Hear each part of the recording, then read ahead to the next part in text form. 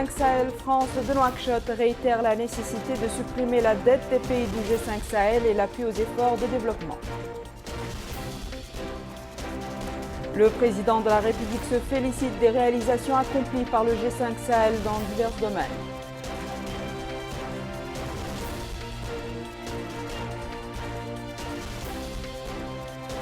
Dans une interview accordée à l'agence mauritanienne de l'information, le président de la République affirme que la présidence mauritanienne du G5 Sahel a adopté une stratégie à la fois réaliste et ambitieuse. Bonsoir mesdames, mesdemoiselles et messieurs, et merci de vous joindre à nous avant de passer au développement de ces titres. Le courrier du président de la République, M. Mohamed El-Cheikh Al-Ghazouani, a adressé un message de félicitations à son Excellence M. Mohamed Abdullahi Mohamed, président de la République de Somalie. Dans ce message, le chef de l'État réaffirme la ferme volonté de notre pays de poursuivre les efforts pour le renforcement et le développement des relations de coopération existant entre nos deux pays dans l'intérêt mutuel de nos deux peuples frères.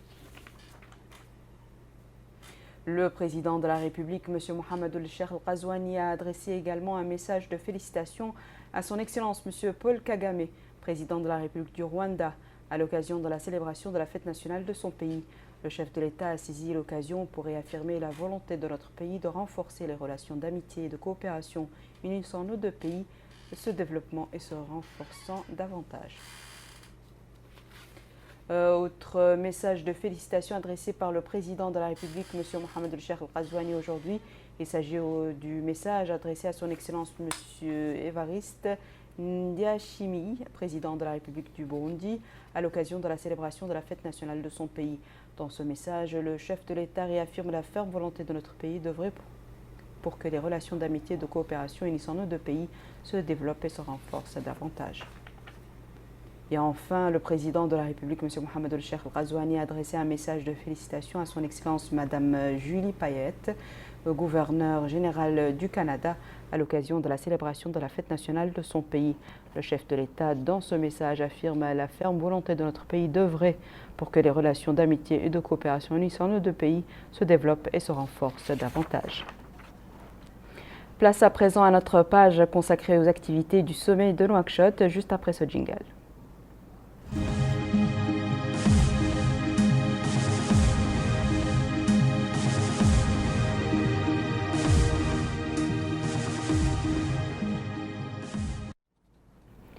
Les travaux du sommet de Nouakchott sur le suivi de la feuille de route du sommet de Pau en présence des chefs d'État et de gouvernement du G5 Sahel et de la France ont été sanctionnés par une conférence de presse. Le président de la République, président en exercice du G5 Sahel, M. Mohamed El-Cheikh Al-Ghazouani, a prononcé un discours dans lequel il a appelé à une meilleure coordination des interventions. Écoutons l'intégralité de ce discours du président de la République. Mesdames et messieurs, bonjour. Je voudrais avant tout commencer par renouveler mes plus vifs remerciements à mes frères chefs d'État du G5 Sahel, au président de la République française, M. Emmanuel Macron, ainsi qu'à tous nos illustres invités pour nous avoir honorés de leur présence à ce sommet. Leur présence physique, ainsi que l'organisation de ce sommet dans un contexte de pandémie, délivre un message fort quant au ferme engagement des pays du G5 et de leurs partenaires à n'épargner aucun effort afin d'instaurer la stabilité et la paix au Sahel et d'y impulser un développement social et économique durable.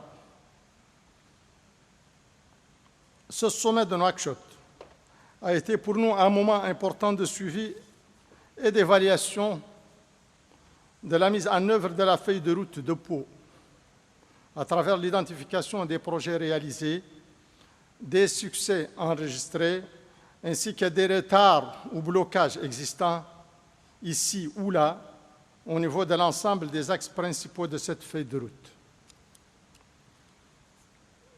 Il nous a en outre offert l'occasion d'échanger autour de l'évolution de la situation sécuritaire dans la région, à la lumière non seulement de la recrudescence de la violence en Libye et ses incidences négatives sur toute la sous-région, mais aussi de l'inquiétude et dangereuse extension de l'action des terroristes à de nouvelles régions. D'autre part, nous avons eu à échanger sur la Covid-19 et son énorme impact négatif sanitaire, économique et social, particulièrement pour des pays déjà très fragiles comme les nôtres. Et nous avons, dans le même élan, réitéré l'appel de Nouakchott pour l'effacement de la dette. Je voudrais, avant de terminer, remercier une nouvelle fois, au nom du G5 Sahel, la France, l'Union européenne, l'ONU, l'Union africaine ainsi que tous nos partenaires pour leur appui multiple et efficace, ainsi que leur engagement constant à nos côtés en vue de l'avènement d'un Sahel stable, sécurisé et prospère. Le président français, M. Emmanuel Macron, a affirmé dans son mot pour la circonstance que la lutte contre le terrorisme ne s'arrête pas, même en cette période marquée par la Covid-19. Il a également félicité notre pays pour la parfaite organisation du sommet de Nouakchott. Écoutons le président français. Merci beaucoup, Monsieur le Président. Je voudrais avant toute chose remercier le président Razouani pour son accueil et pour nous avoir permis de nous retrouver ici à Nouakchott dans ces temps particulièrement difficiles et éprouvants. Et je veux avant toute chose vraiment saluer la remarquable organisation des autorités mauritaniennes de ce sommet, mais aussi de tout le travail de lutte contre la pandémie du Covid-19. Nous avons pu le constater tout aujourd'hui, et chacun d'entre nous, tout est mis en œuvre pour que la situation soit pleinement maîtrisée.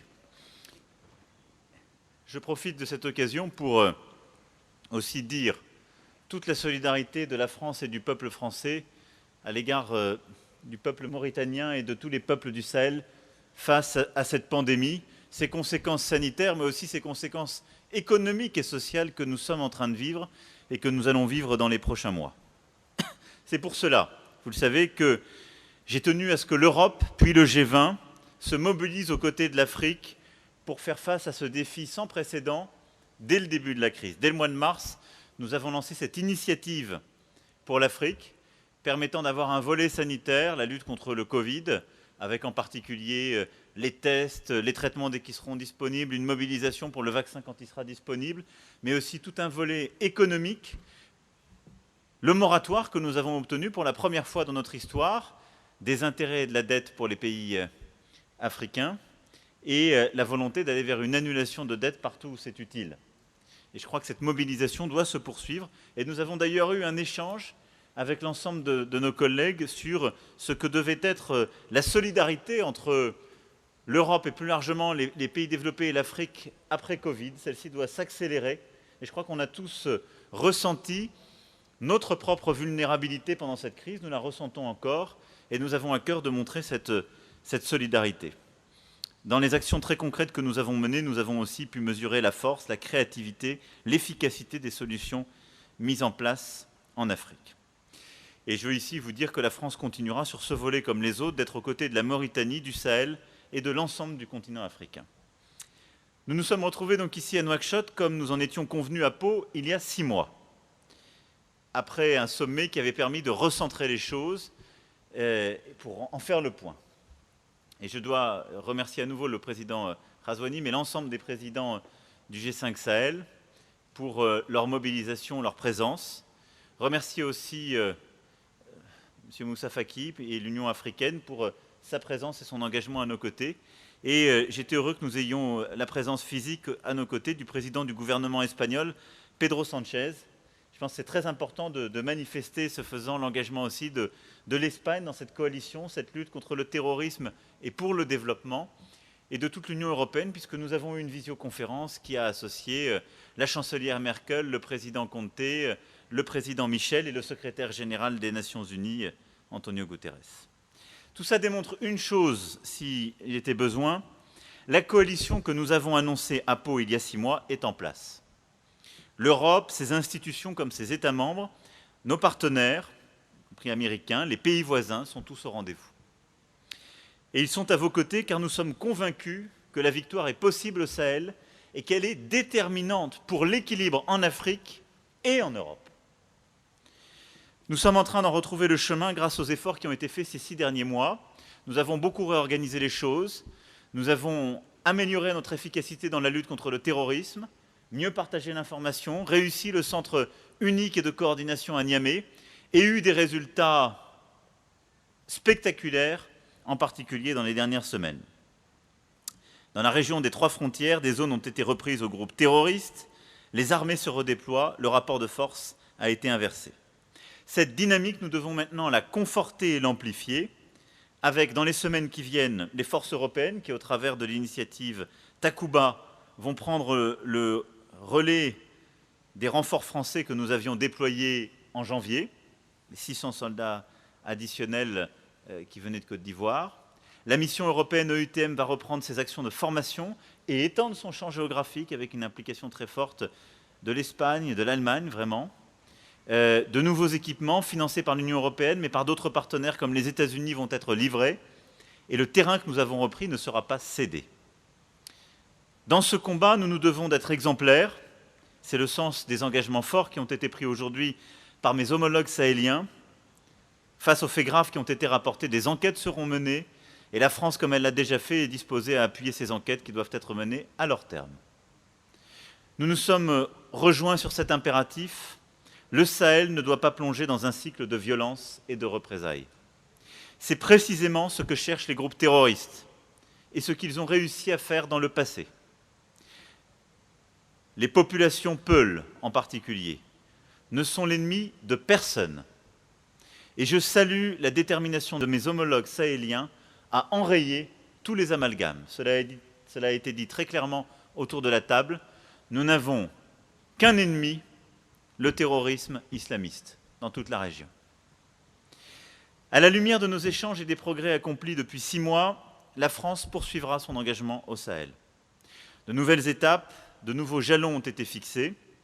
Notre engagement fera l'objet d'une nouvelle évaluation au début de l'année 2021, qui sera notre prochaine clause de rendez-vous.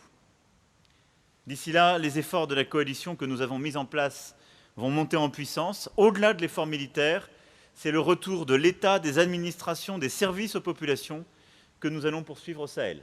Et c'est l'enjeu des prochaines semaines et des prochains mois. Nous avons eu l'occasion de le souligner dans l'ensemble des États concernés. Le retour des services publics, le retour de l'administration pour stabiliser les populations. C'est le sens en particulier de l'Alliance pour le Sahel, dans laquelle l'Espagne a accepté de jouer un rôle leader, et je l'en remercie. Ce sont des préfets, des magistrats, des policiers, des juges qui nous permettront de véritablement renverser la situation. Et en concertation avec nos partenaires européens qui étaient aujourd'hui présents dans notre échange, c'est cet effort qui sera notre priorité dans les temps à venir. Enfin, je tenais à dire également que nous avons profité de ce sommet pour aborder la situation politique à Bamako avec le président Keïta.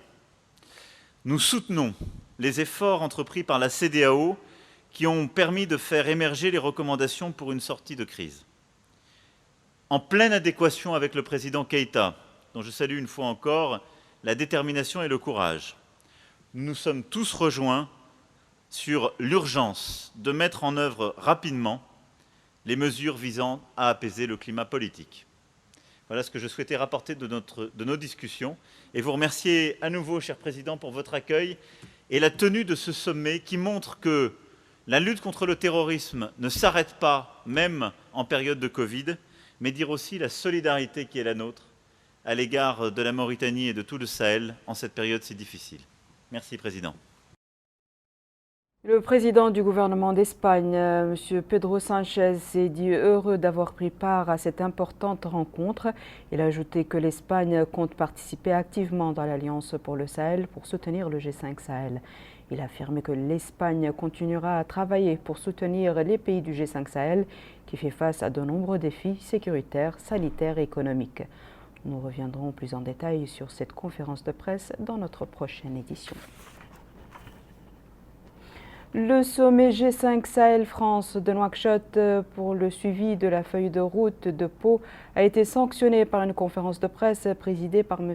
Mohamed El-Cheikh Al-Ghazouani, président de la République, président en exercice du G5 Sahel et à laquelle ont pris part le président français Emmanuel Macron et le chef du gouvernement espagnol Pedro Sanchez. L'occasion pour le président de la République d'indiquer que le sommet de Nouakchott a permis d'évaluer les actions définies par la feuille de route de Pau, soulignant que les résultats probants dans la lutte contre le terrorisme, la réinstauration de la souveraineté des pays sur une grande partie de leurs territoires nationaux, comme ils ont déterminé les obstacles qui continuent de se dresser devant la réalisation de certains objectifs. M. Mohamed El-Cheikh Al-Ghazouani a également évoqué les impacts négatifs de la pandémie du Covid-19 sur les budgets des pays du G5 Sahel, réitérant à ce propos à son appel en faveur de la suppression de la dette des pays pauvres.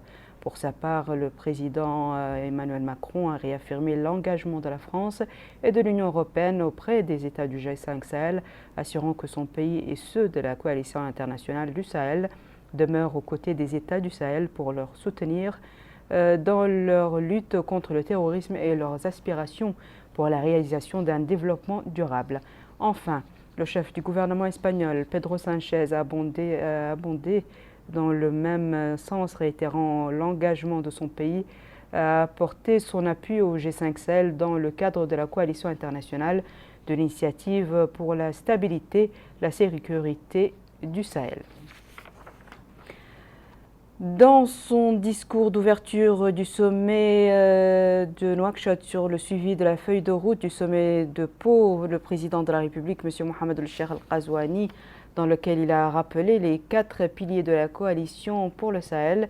Le président en exercice du G5 Sahel a relevé les efforts de l'Alliance Sahel pour la mobilisation des fonds en faveur du programme d'investissement prioritaire.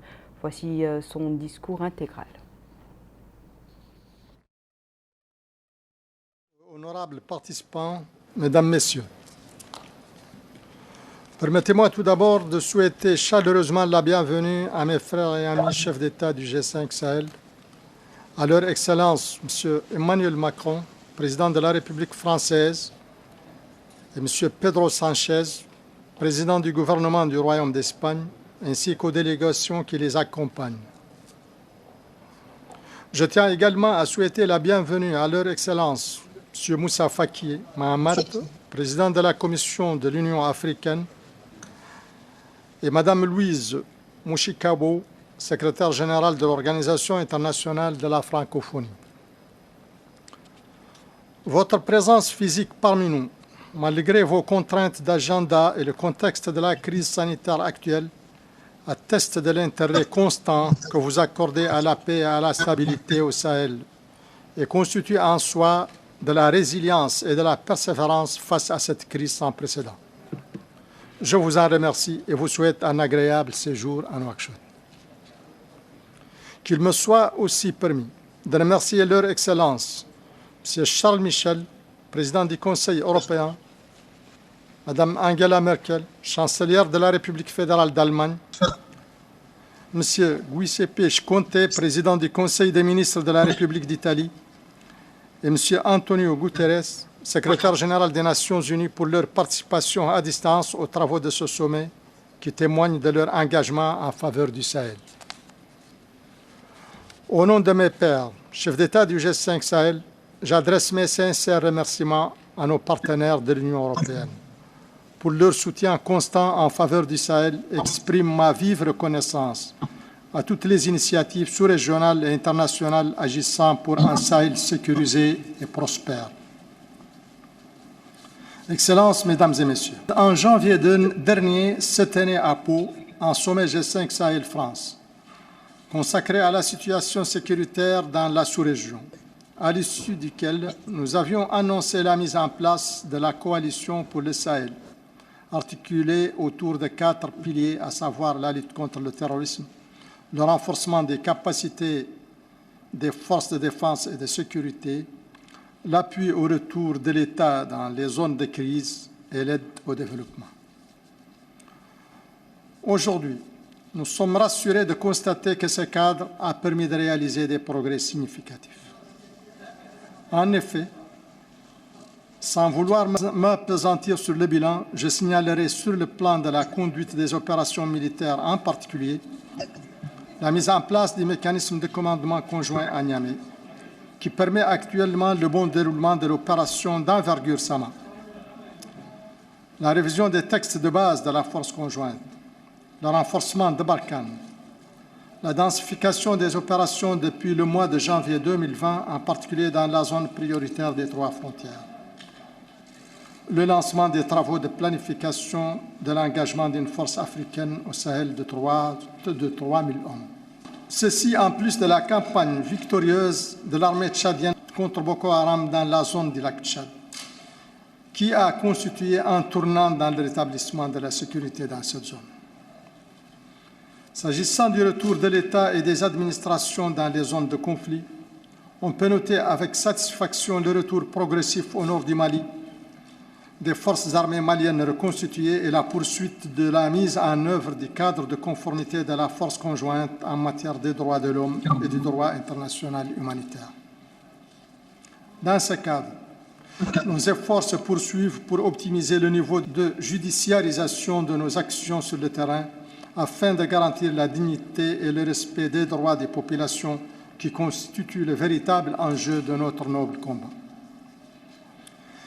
Concernant l'aide au développement, il est à relever notamment les efforts de l'Alliance Sahel pour la mobilisation des fonds en faveur du programme d'investissement prioritaire, le soutien croissant du partenariat pour la sécurité et la stabilité au Sahel, P3S, la mise en place d'un fonds pour le développement durable, financé par l'État malien et certains partenaires, la signature d'accords sous-régionaux ou continentaux visant la promotion du climat des affaires, la coordination pour la mise en œuvre d'une stratégie concertée de lutte contre la corruption, le lancement de projets à impact rapide dans les zones fragiles, l'approbation de l'étude de faisabilité du projet du chemin de fer transsahélien et la réforme en cours du secrétariat exécutif. Excellences, Mesdames, Messieurs, les progrès réalisés, bien que significatifs et porteurs d'espoir, restent cependant insuffisants eu égard à l'ampleur des défis à relever. L'extrémisme violent, sous toutes ses formes, continue à sévir dans plusieurs zones de l'espace G5 Sahel et s'étend de manière inquiétante vers de nouvelles régions. Par ailleurs, l'évolution préoccupante de la crise politico-sécuritaire qui sévit en Libye depuis 2011 doit également nous interpeller à plus d'un titre. En effet, cette crise qui constitue l'une des causes majeures de la dégradation de la situation sécuritaire dans l'espace du G5 Sahel continue malheureusement à nourrir les groupes armés terroristes actifs au Sahel à travers les trafics illicites des armes et des munitions, de la drogue, des êtres humains. Son règlement doit nécessairement figurer parmi les priorités de notre action commune. Excellences, Mesdames, Messieurs, les fléaux du terrorisme et de la pauvreté sur lesquels se focalise l'attention des pays du G5 Sahel et qui absorbaient déjà une part importante de leurs ressources se sont aggravés avec la crise sanitaire. Face à cette situation, nous appelons nos partenaires à s'engager plus fermement à nos côtés pour trouver avec diligence des réponses adaptées et durables à ces problématiques. La feuille de route de la présidence mauritanienne, placée sous le thème Jeunesse et Espoir, constitue dans ce cadre une opportunité de poursuivre efficacement la mise en œuvre des objectifs stratégiques du G5 Sahel. La réalisation de ces objectifs est aujourd'hui entravée par la pandémie de la COVID-19, qui, au-delà de son coût humain, a déstructuré nos économies fragiles déjà accablées par le fardeau de la dette. À cet égard, je réitère, avec mes pairs chefs d'État du G5 Sahel, notre forte demande d'annulation immédiate de la dette de nos États et de soutien conséquent aux différents plans nationaux afin d'aider nos pays à se relever de cette crise multidimensionnelle. Excellences, Mesdames et Messieurs, c'est le lieu d'exprimer une fois de plus nos remerciements les plus sincères à l'ensemble de nos partenaires bilatéraux et multilatéraux pour leur précieux soutien. Je sais, avec mes frères et amis, chefs d'État du G5 Sahel, pouvoir compter sur l'appui des uns et des autres dans cette œuvre si cruciale pour la préservation de la paix dans notre sous-région, en Afrique et dans le monde. Je vous remercie. Le président tchadien, M. Idriss Déby Itno, a mis en exergue dans son discours les menaces terroristes auxquelles fait face la région du Sahel. Monsieur le Président, chers collègues, Monsieur le Président de la Commission de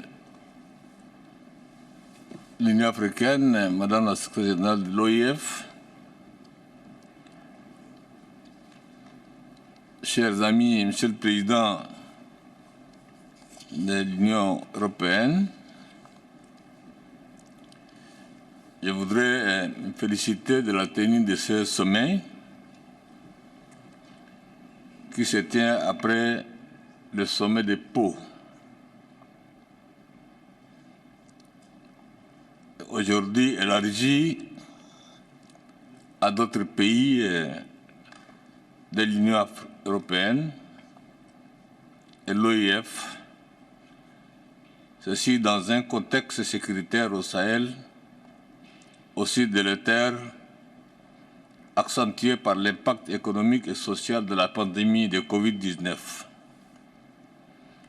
En effet, ce sommet sera l'occasion de faire le point sur les décisions prises lors du sommet de Pau et suivre l'évolution des différents piliers sur le terrain. Il est à noter que dans l'esprit de l'appel à la solidarité internationale lancé lors du sommet de Pau, y participeront pour la première fois les leaders d'Allemagne, d'Espagne, d'Italie et l'OIF. Ce sommet semble donc concrétiser une coalition Sahel fortement soutenue par l'Europe, notamment à travers l'opérationnalisation de la Task Force Takuba. En ce qui concerne le Tchad, les appréciations sur la réalisation des différents piliers et leurs projections sont diverses. Pilier, lutte contre le terrorisme. Sur le pilier du combat contre le terrorisme, la force conjointe G5 et Barkhane ont mené plusieurs opérations permettant de reprendre l'initiative sur le terrain face à l'EIGS, et un coup dur a aussi été porté au leadership du groupe terroriste AQMI. Cela dit, nombre d'opérations restent prévues et une montée en puissance de la force TF Takuba est attendue. Bien qu'ayant initialement prévu de déployer un bataillon tchadien à la zone prioritaire de 3 frontières, l'attaque de Bohoma, où nous avons perdu une centaine de soldats, nous a imposé un énième front sur lequel nous avons dû concentrer nos forces. La menace autour de la Tchad étant persistante et la saison des pluies augmentant le risque d'attaque, il serait judicieux de reporter au minimum ce déploiement après cette saison. De plus, un déploiement de la même taille d'unité, prévu dans le contexte actuel, poserait un sérieux problème de logistique si les lignes d'approvisionnement qui passent par le lac Tchad ne sont pas sécurisées. Finalement, il faut aussi souligner le risque d'un énième embrasement à la frontière libyenne, vu le contexte d'internationalisation actuel du conflit libyen. Par conséquent, toute projection hors du territoire ne devrait pas se faire au détriment de la défense de notre territoire national. En ce qui concerne le renforcement des capacités des armées nationales, c'était le deuxième pilier. L'action de la coalition Sahel s'organise autour de l'initiative Partenariat pour la stabilité et la sécurité du Sahel, P3S, à la compréhension du cabinet. Le Tchad ne dispose pas d'un programme nouveau concernant le P3S. Toutefois, nous avons déjà bénéficié d'appui conséquent de l'Union européenne et de ses pays membres à travers le G5 Sahel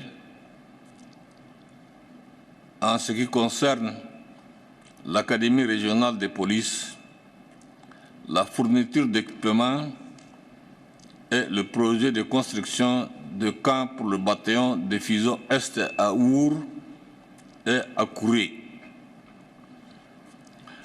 Il ne serait pas aussi superflu de demander l'appui de la coalition Sahel à travers le P3S pour la mise en place d'unités adaptées aux différentes luttes antiterroristes que nous menons. Notre opération Colère de Bohoma nous a démontré, par exemple, qu'il était crucial de développer nos capacités amphibies pour mieux naviguer à travers le lac Tchad et ses multiples îles.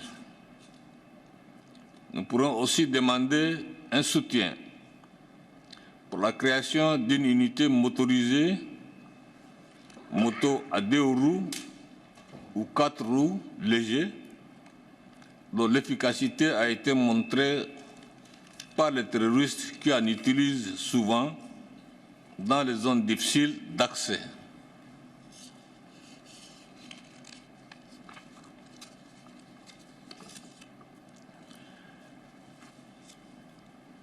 En ce qui concerne le pilier 3,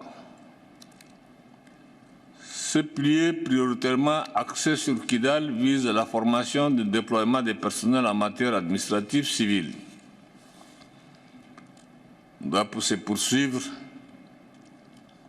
de notre avis, pour compléter l'essentiel de cette vision qui consiste à avoir le contrôle total du Mali par les autorités légitimes.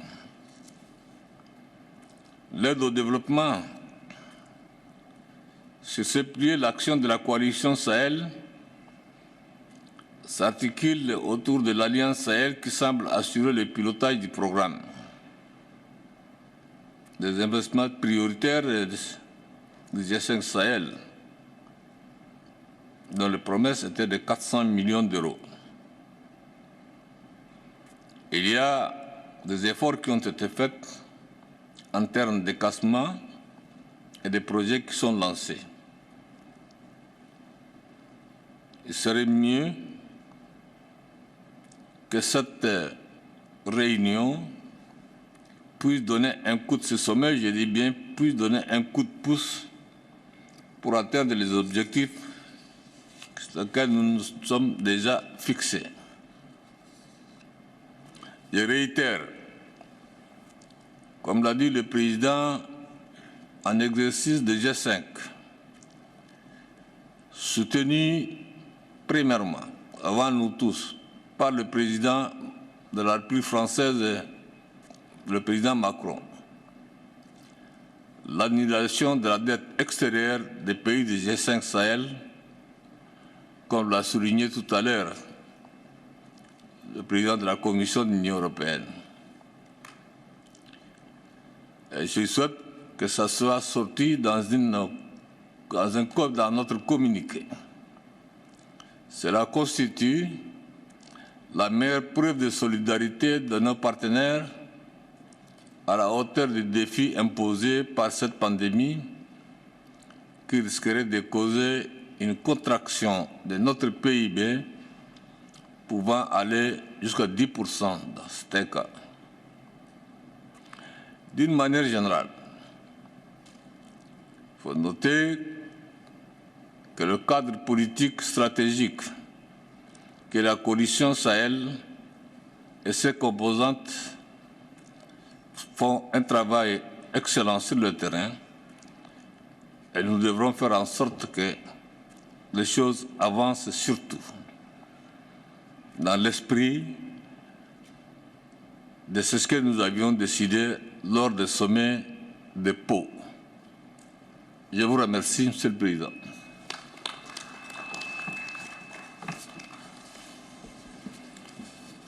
Les travaux du sommet de Nouakchott sur le suivi de la feuille de route du sommet de Pau en présence des chefs d'État et du gouvernement du G5 Sahel et de la France ont été marqués par plusieurs discours dont voici le résumé avec Bokar Baylaba. L'objectif du sommet du G5 Sahel et la France ici à Nouakchott est de faire le point sur l'évolution de la situation de la région sahélienne et sur les engagements pris en janvier à Pau. En d'autres termes, il s'agit d'intensifier l'effort commun pour lutter contre le terrorisme. La séance d'ouverture a été marquée par le discours du président de la République, M. Mohamed Ould-Cheikh El-Ghazouani, président en exercice du G5 Sahel, et du président tchadien Idriss Déby Itno. Un sommet marqué par les interventions de plusieurs invités de marque. Ainsi, le chef de gouvernement espagnol, Pedro Sánchez, a déclaré que la priorité pour son pays est de venir en aide aux pays du Sahel dans la lutte contre le terrorisme. Il a aussi exprimé la solidarité d'Espagne aux familles des victimes du terrorisme au Sahel. Il a martelé que seule la coopération multilatérale permettra de venir à bout de ce phénomène. D'ailleurs, il a rassuré que l'Espagne restera impliquée dans le développement de la région sahélienne à travers le renforcement de l'aide pour juguler le phénomène du terrorisme. La chancelière allemande Angela Merkel a déclaré dans une vidéoconférence que la sécurité au Sahel est très préoccupante, ajoutant que des progrès ont été enregistrés dans la région. Elle a indiqué que la coalition internationale pour le Sahel est une réelle opportunité de lancer plusieurs initiatives comme le partenariat pour la paix et la sécurité au Sahel initié par la France et l'Allemagne. Elle a annoncé qu'un montant de 120 millions d'euros sera alloué au développement et à la sécurité dans la région à l'horizon 2021-2022.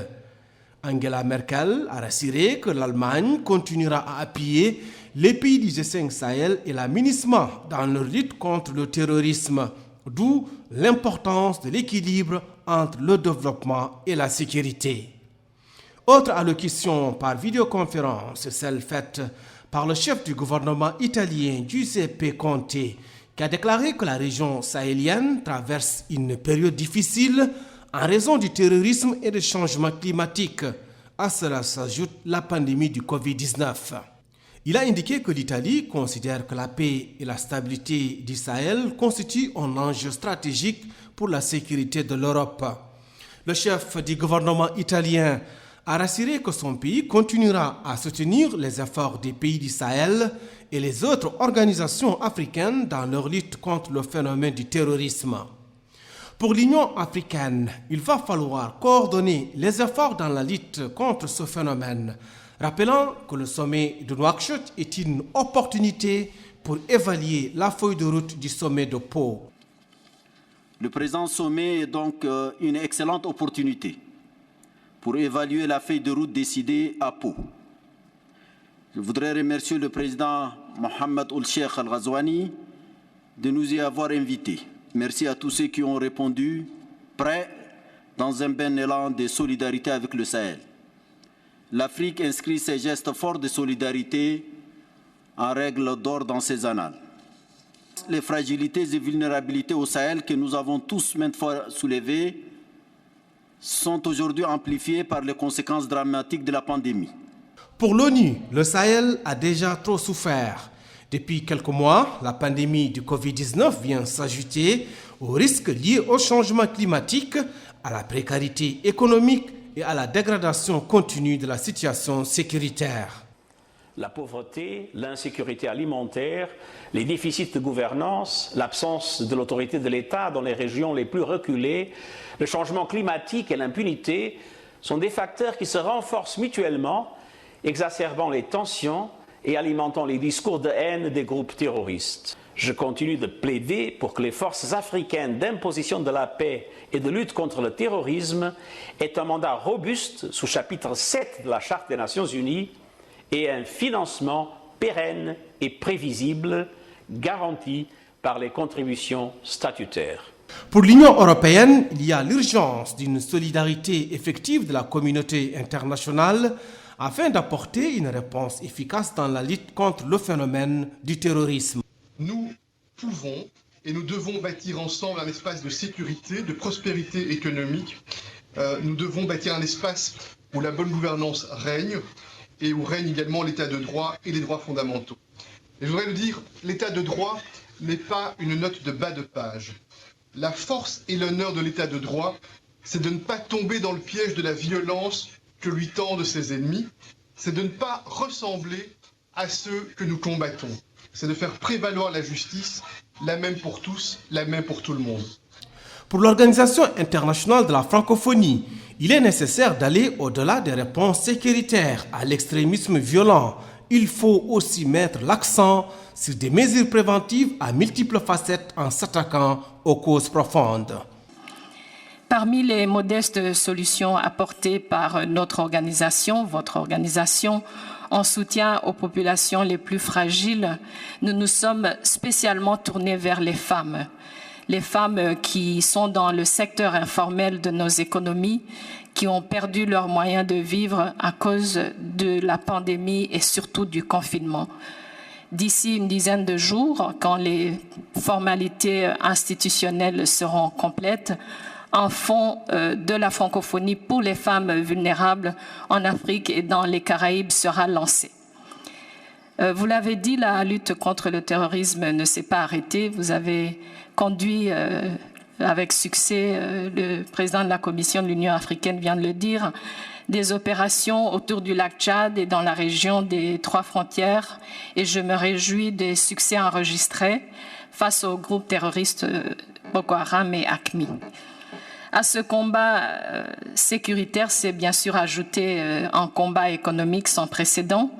Et pour les deux combats, les deux défis, la francophonie se tient aux côtés de vous, nos États, les 5 États de la région du G5. Ensemble, la région sahélienne fait face à de nombreux défis. Pour y relever, Paris donne la priorité aux opérations conjointes afin d'éviter les actions autonomes d'armée nationale et espère une implication européenne croissante. Autre défi, celui de la mobilisation financière de la communauté internationale. Et sur le volet militaire, l'opération européenne Takuba manque encore de partenaires. Et sur le volet développement, la coalition pour le Sahel lancée à Pau doit soutenir des projets plus ciblés, plus visibles et plus efficaces.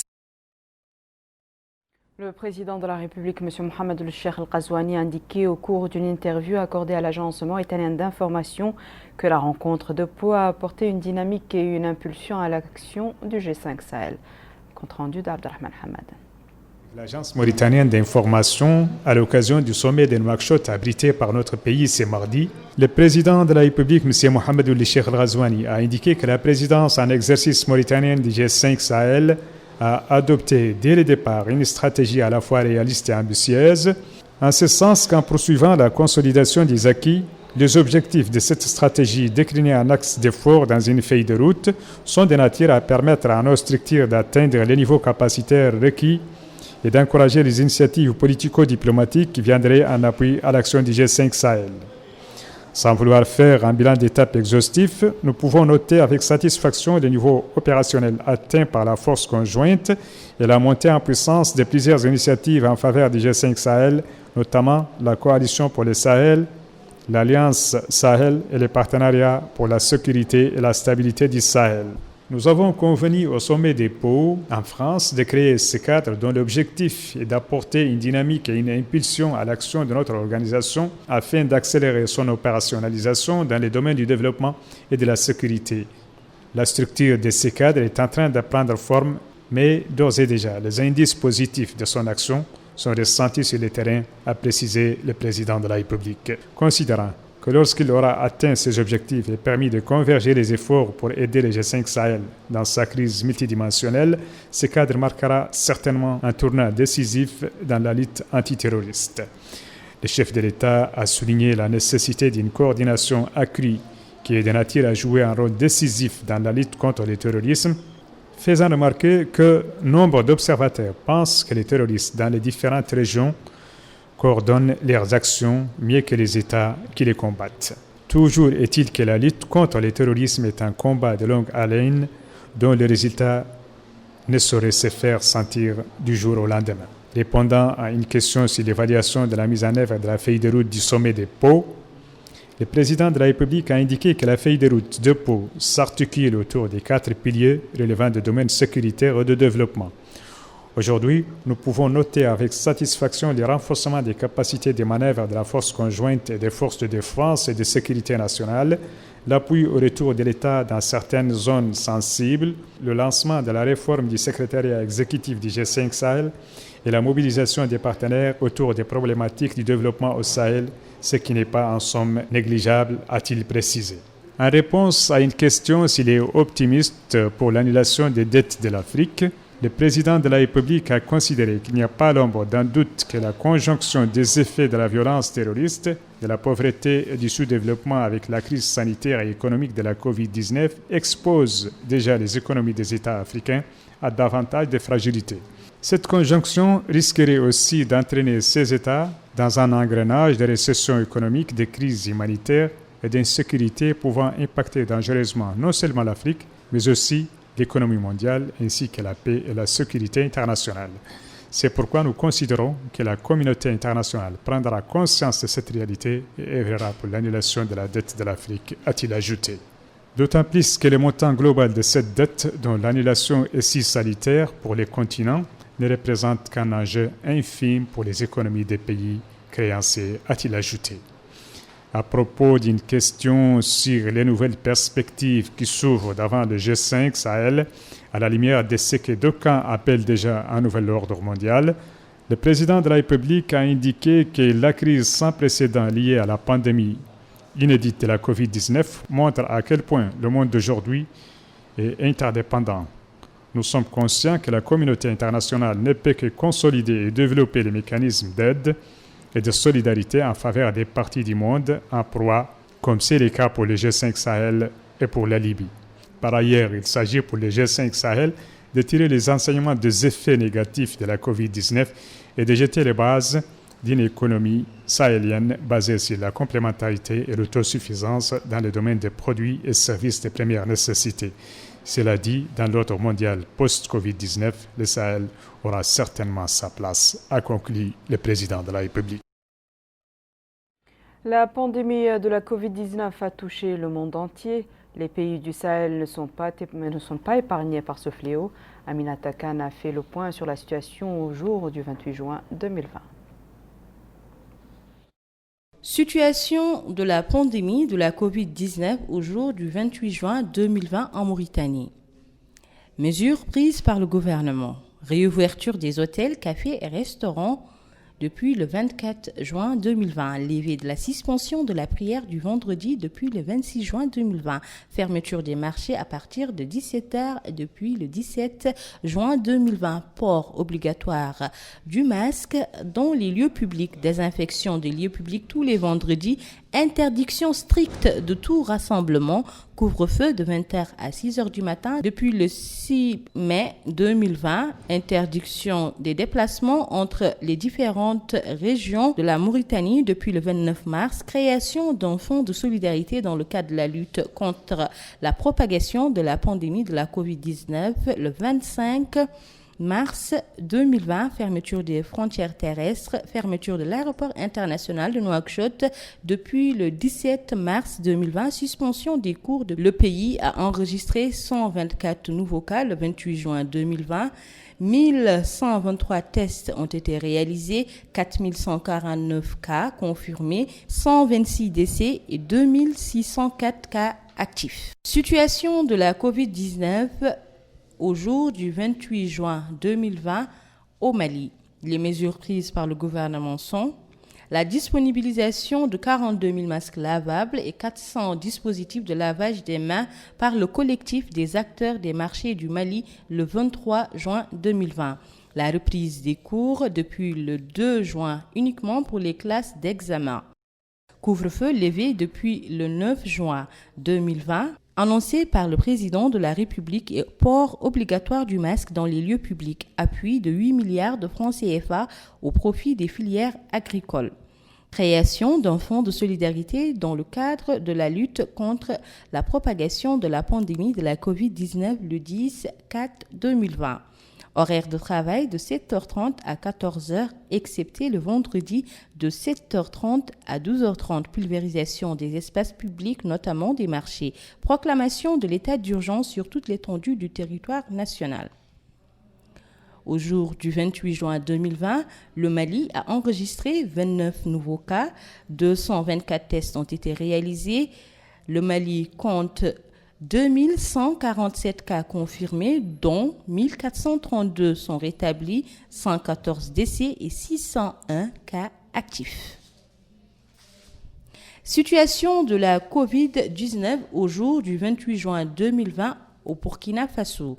Les mesures prises par le gouvernement sont couvre-feu levé depuis le 3 juin 2020, reprise pédagogique des classes d'examen le 1er 6/2020 et fin des cours au poste primaire et au secondaire le 11/7/2020. Contrôle de l'effectivité du port obligatoire du masque par les forces de l'ordre depuis le 18/5/2020. Mise en quarantaine des localités touchées, suspendue depuis le 4. Fermeture des aéroports de Ouagadougou et de Bobo-Dioulasso ainsi que des vols sauf les vols intérieurs et militaires ainsi que pour les frettes militaires depuis la fermeture des frontières terrestres et ferroviaires, sauf pour les humanitaires. Fermeture des restaurants, cafés, bars, cinémas, port obligatoire du masque ou cache-nez depuis le 27 avril 2020, ouverture des boutiques témoins facilitant l'accès des personnes aux céréales depuis le 9 avril 2020, instauration d'un fonds de solidarité au profit des acteurs du secteur, interdiction de rassemblement de plus de 50 personnes. Au jour du 28 juin 2020, le Burkina n'a enregistré aucun cas et a effectué 224 tests, 959 cas confirmés, 835 personnes sont rétablies. Le Burkina compte 53 décès et 71 cas sont en traitement. Situation de la pandémie de la COVID-19 au jour du 28 juin 2020 au Niger. Les mesures prises par le gouvernement sont la désinfection des domiciles ou lieux de travail des sujets atteints, suspension temporaire de la délivrance des autorisations spéciales de gestion des cas positifs importés depuis le 19/6, reprise des cours depuis le 1er juin, suspendue depuis le 20 mars. Désinfection régulière des ambulances, des classes, des lieux de culte, mesures d'hygiène dans les marchés, magasins, restaurants, services, port obligatoire du masque dans les structures académiques avec un horaire de travail revenu au temps de travail habituel depuis le 22 juin. Levée de l'isolement de Niamey depuis le 15 mai. Reprise des transports interurbains depuis le 15 mai 2020, réouverture des lieux de culte depuis le 13 mai 2020, couvre-feu levé depuis le 12 mai 2020, lancement de vente de masques à prix subventionné, création d'un fonds de solidarité dans le cadre de la lutte contre la COVID-19, proclamation de l'état d'urgence sanitaire sur toute l'étendue du territoire national depuis le 27 mars 2020, fermeture des aéroports de Niamey et de Zinder et des frontières terrestres depuis le 19 mars 2020. La situation de la pandémie au jour du 28 juin, le pays compte 1074 cas confirmés, 939 cas rétablis, 67 décès et 68 cas actifs. Situation de la COVID-19 au jour du 28 juin 2020 au Tchad. Les mesures prises par le gouvernement sont le couvre-feu instauré dans les provinces du Logone occidental, oriental, du Mayo-Kébi ouest, du Mayo-Kébi est, à N'Djamena, au Lagon Ghana et N'Djamena Fara, à Guité, au Guéra, prorogé pour 2 semaines à compter du 23/6 de 20h à 5h du matin. Suspension des vols commerciaux jusqu'à nouvel ordre, excepté les vols humanitaires. Reprise des activités académiques depuis le 25 juin 2020 pour les classes d'examen pour 10 universités et instituts et réouverture des lieux de culte. Mise en quarantaine de N'Djamena depuis le 8 mai 2020. Mise en vente des masques au grand public est réutilisable à un prix subventionné qui s'élève à 200 francs CFA. Note circulaire exigeant le référencement des cas suspects du Covid-19 à l'hôpital provincial de Farcha. Mise en place d'un fonds spécial de lutte contre le coronavirus le 14. Fermeture des aéroports du Tchad depuis le 1er avril 2020. Plusieurs mesures relatives au transport urbain et interurbain ont été prises le 21 mars 2020. Suspension des cours depuis le 20 mars 2020. Le Tchad a enregistré au jour du 28 juin 2020 un cas après avoir réalisé 28 tests. 866 cas sont confirmés dans le pays. Le pays compte 780 guéris, 74 décès et 12 cas actifs. La situation de la pandémie de la COVID-19 dans l'espace du G5 Sahel au soir du 28 juin 2020 se présente comme suit. Sur 1707 tests réalisés, l'espace compte 160 nouveaux cas. Au total, l'espace du G5 Sahel compte 9195 cas confirmés, 5405 cas rétablis, 434 décès et 3356 cas actifs. Le président de la République française, M. Emmanuel Macron, a quitté Nouakchott mardi après avoir participé au sommet du G5 Sahel sur le suivi de la feuille de route de Pau. M. Emmanuel Macron a été salué à son départ par le président de la République, président en exercice du G5 Sahel, M. Mohamed El-Cheikh El-Ghazouani.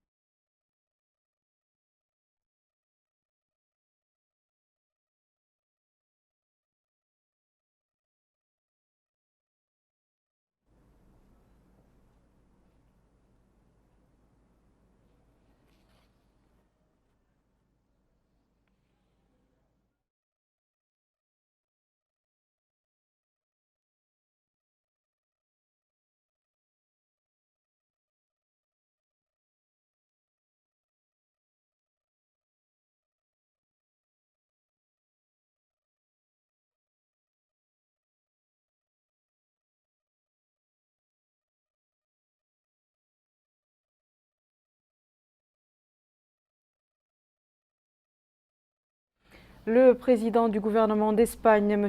Pedro Sánchez, a également quitté Nouakchott cet après-midi après avoir pris part aux travaux du sommet de Nouakchott sur le suivi de la feuille de route de Pau.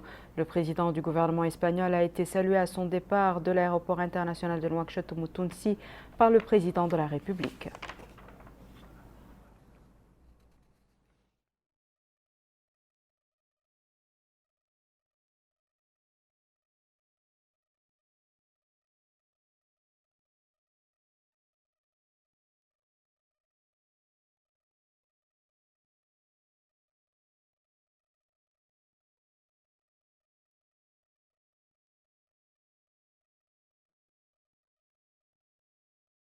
Le président de la République du Burkina Faso, M. Marc Roch Christian Kaboré, a quitté Nouakchott ce soir après avoir participé au sommet des chefs d'État des pays du G5 Sahel de la France.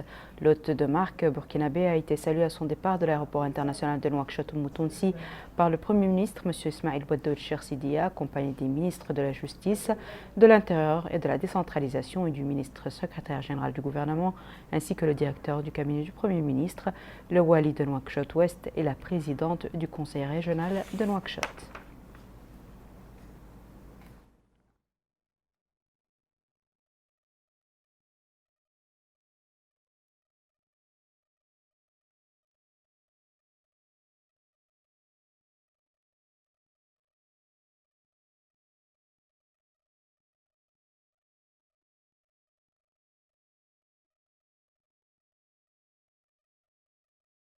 Il faut rappeler que le président de la République du Niger, M. Mohamedou Issoufou, était arrivé ce matin à Nouakchott pour participer au sommet des chefs d'État des pays du G5 Sahel et de la France.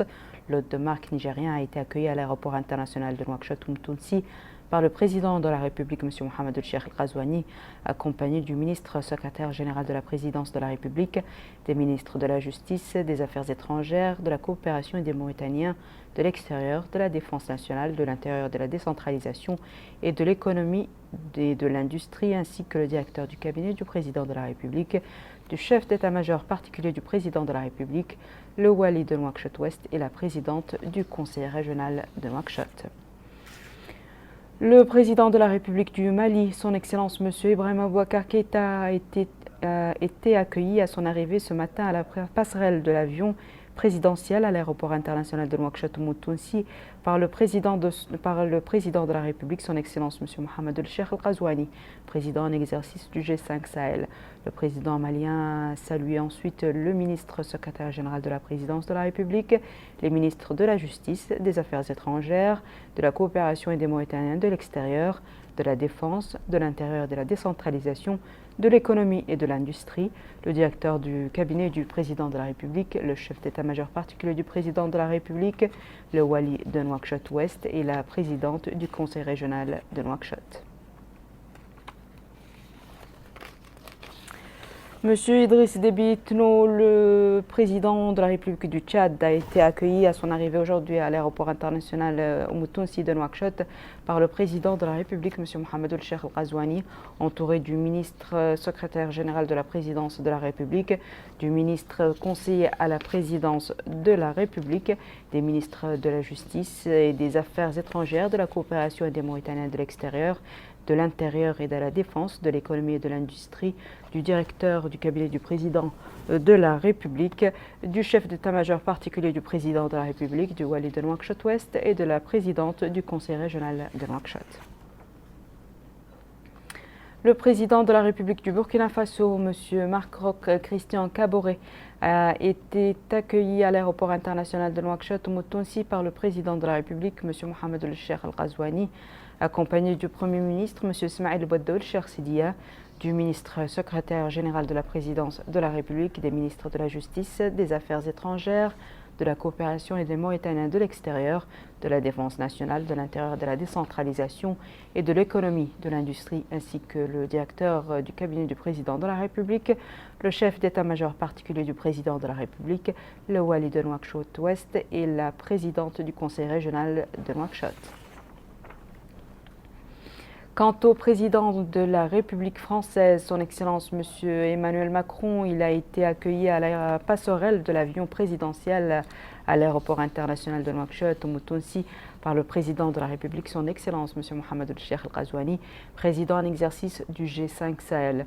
Le président de la République, M. Mohamed El-Cheikh El-Ghazouani, a eu des entretiens en tête-à-tête à l'aéroport international de Nouakchott-Moutounsi avec son homologue français, son Excellence M. Emmanuel Macron. Les entretiens ont porté sur les relations bilatérales et sur la situation au niveau régional et international.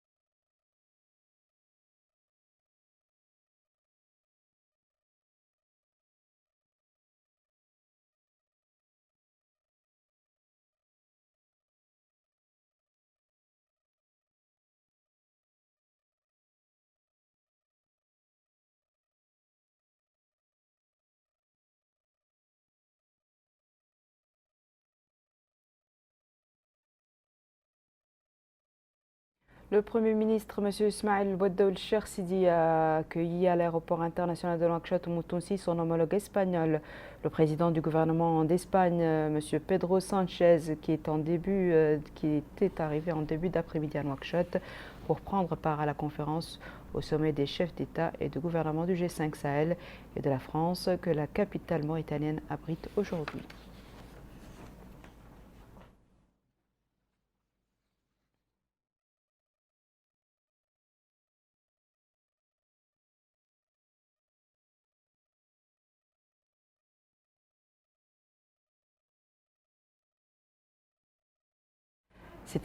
C'était tout pour cette page consacrée aux activités du sommet de Nouakchott.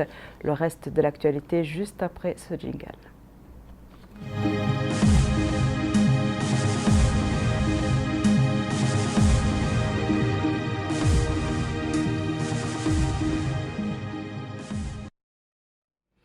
Nous clôturons ce journal par le point de presse quotidien au cours duquel le docteur Sidoul Zahaf, directeur général de la santé publique, a annoncé le dernier bilan en termes de nouveaux cas, de décès et de guérisons liés à la pandémie du Covid-19. Nous le suivons.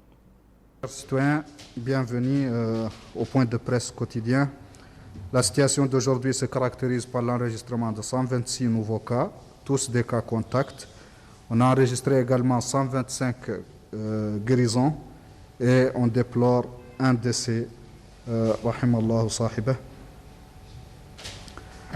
Le nombre total de cas a atteint 4363, dont 4132 cas contacts, 133 cas communautaires, 98 importés.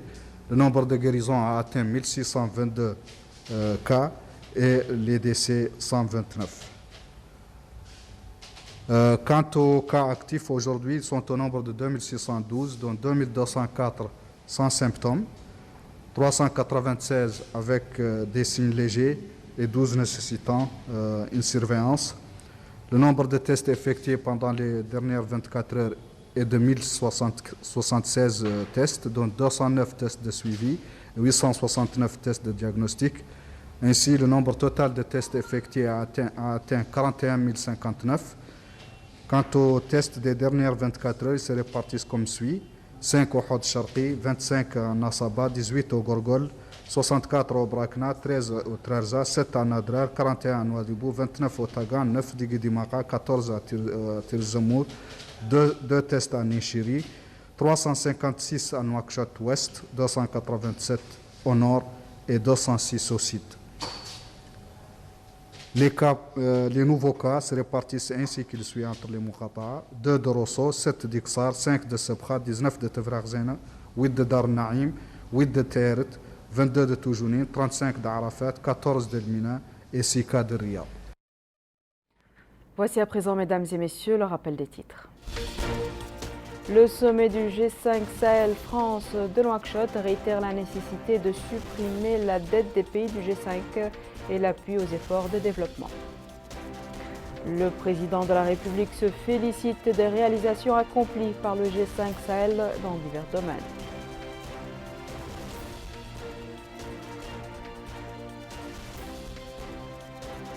Dans une interview accordée à l'agence mauritanienne de l'information, le président de la République affirme que la présidence mauritanienne du G5 Sahel a adopté une stratégie à la fois réaliste et ambitieuse. C'est la fin de ce journal, mesdames et messieurs. Merci à vous de nous avoir suivis. Merci de votre fidélité. On se retrouve demain à la même heure, Inch'Allah.